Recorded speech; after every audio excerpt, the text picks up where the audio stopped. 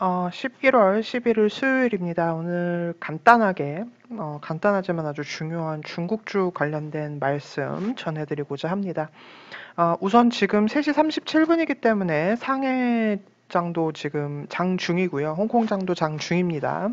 장중이라는 점 조금 양해 바라면서 그거를 감안해서 동영상 봐주시면 좋을 것 같습니다. 자, 우선 오늘 백신 때문인지 사실 바이든이 당선됐다고 해서 중국의 테크주들, 특히 반도체 관련 테크주들이 좀 많이 올랐었어요. 제가 예를 들어서 웨이얼 반도체로 한번 설명을 드려보도록 하겠습니다. 여기 흐름을 보시면 알겠지만 거래량이 좀 붙으면서 거래량이 좀 확실히 붙는 모습이 보이면서 확실히 좀 주가가 퍼포밍이 되는 모습이 보여졌습니다.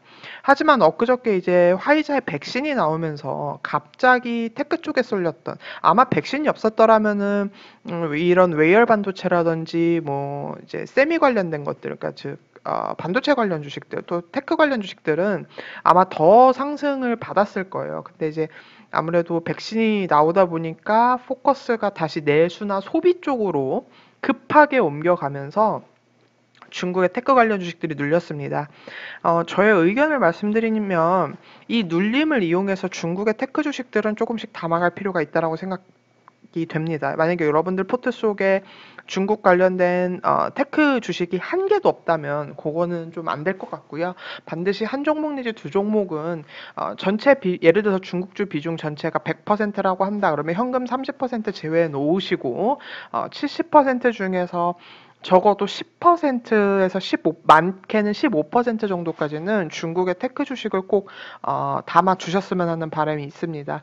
우선 트럼프 시대가 갔습니다. 지금 뭐 폼페이오 국방장관도 뭐 지금 승복을 안 하는 눈치고, 물론 잡음이 분명히 있을 것으로 보입니다만, 여튼 바이든이 차기 대통령이라는 사실에는 쉬 바뀔 것 같지가 않아요. 정말 천지개벽할 만한 어떤 큰 이슈가 있지 않는 이상은 바뀔 것 같지 않은데, 그렇다라고 한다면은 그래도 트럼프보다는 바이든이 중국한테는 조금 유한 상대가 될 수 있을 것 같거든요. 그렇게 된다면 중국의 테크 주식들은 조금씩 담아가는 게 맞으시고, 제가 한 2달 전인가 2달 반 전 중국주 동영상에서 내수주로 다 이동하셔야 된다고 말씀드리면서 중국의 테크는 이제 보지 말으셔야 된다고 말씀드렸는데, 이제 그 뷰를 조금 깨고 지금부터는 적극적인 테크 매수가 아니라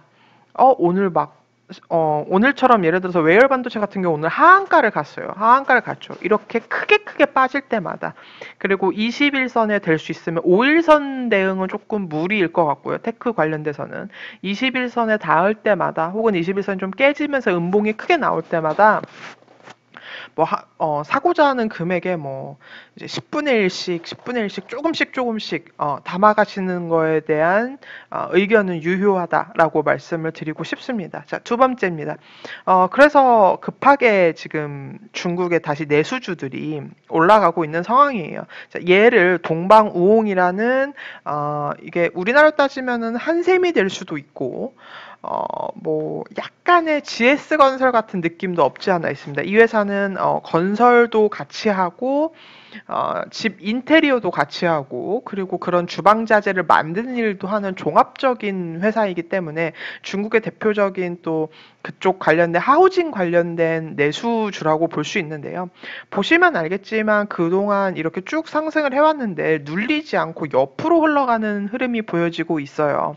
지금 벌써 거의 5개월째입니다. 그렇다고 한다라면 제가 볼 때는 이 주식은 눌릴 가능성보다는 계속 이렇게 옆으로 움직이는 흐름, 자, 확인해 보시면 알겠지만 이렇게 조그만 아주 자그만 박스권 내에서 치고받고 할 가능성이 있어요. 그렇다라고 한다면 우리가 여기에 이렇게 줄을 거놓고, 박스권에 이렇게 줄을 거놓고 이 하단 부근에 올 때마다 매수를 해가시는 과정이 필요하다라고 생각이 듭니다. 제가 아까 말씀드렸을 때 30% 현금 놔두시고 70% 중에 15%는 중국의 테크 관련 주식들, 반도체 주식들로 채우셨으면 좋겠다라고 했는데, 적어도 나머지, 그러니까 그 부분은 이제 70%, 15% 빼면 55%가 남았죠.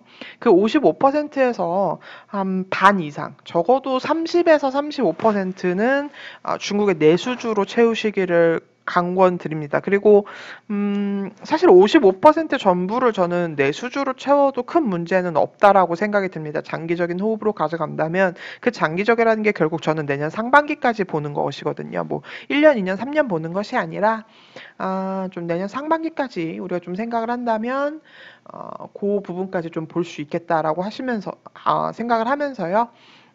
다시 한번 말씀드리지만 이렇게 박스권 놔두시고 보시면 좋겠고요. 꼭 동방우홍을 사시라는 게 아니라 이런 내수주들, 각 섹터별로 중국인들의 소비가 일어날 수 있는 내수주들 위주로는 충분히 매수 타점이 올 때마다 담아 가셔도 좋다라고 말씀을 드리고 싶습니다. 지금 그렇다면은 단도직입적으로 말씀드려서 중국주 중에서 담지 말아야 될 것이 있다라고 하면 무엇이 있을까요? 우선 기본적으로는 사실 중국의 웬만한 모든 것들이 내수주인 경우가 많아요. 그렇지만 그 중에서도 이제 수출주들은 절대 담으시면 안 될 것 같고요. 여전히 중국은 전 세계적으로 외교적 고립을 당하고 있는 상황입니다. 그리고 중국에 대한 이미지가 코로나가 완벽히 사라지고 나서도 한동안 좋지 않을 것으로 생각이 돼요. 이 부분은 중국 내에서 자체적으로 발간한 애널리스트의 레포트들, 그러니까 국가 이미지 선호도 조사 뭐 이런 레포트들을 읽어보면은 본인들도 스스로 알고 있어요. 코로나라는 바이러스가 어찌됐건 간에 전 세계 모든 사람들에게 지금 고통을 주고 있는 이 시점에서 중국이라는 나라 이미지 브랜딩 자체가 솔직히 좋을 수는 없습니다. 그건 아마 여러분들도 많이 알고 계실 거예요. 그렇기 때문에 수출주들은 절대 지금 포트에 담고 있으시면 안 된다라고 말씀을 드리고 싶고요. 여러분들 포트 속에서 중국 수출주가 있다라고 한다면 수출 비중 좀 큰 주식이 있다라고 한다면 적어도 어떠한 회사가 반 이상이 반절 정도가 수출로 먹고 사는 회사다라고 한다면 물론 위안화가 강세이긴 합니다만 그렇다고 해도 중국의 수출주는 저는 매력이 없다라고 생각이 듭니다. 그래서 철저하게 내수주 위주의 포트 구성이 필요하다라고 말씀드리고 싶고요. 또 테크 담으실 때도 중국의 테크 주식이 또 100%다 내수주인 경우도 없습니다.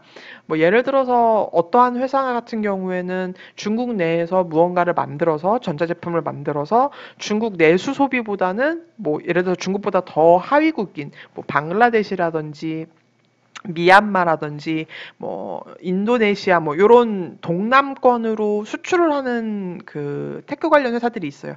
그런 회사를 담으시기보다는 중국 자체 내에서 생산해서 중국의 이제 상위 뭐 예를 들어서 뭐 하이얼이라든지 화웨이라든지 이렇게 자기네들 상위 회사 그 대형 회사에 납품을 하는 회사들은 충분히 매수가 유효합니다만 자체적으로 생산을 해서 해외로 수출하는 테크 관련 회사들은 저는 추천드리지 않습니다. 그래서 그 부분들을 좀 점검해 주셨으면 좋겠고요.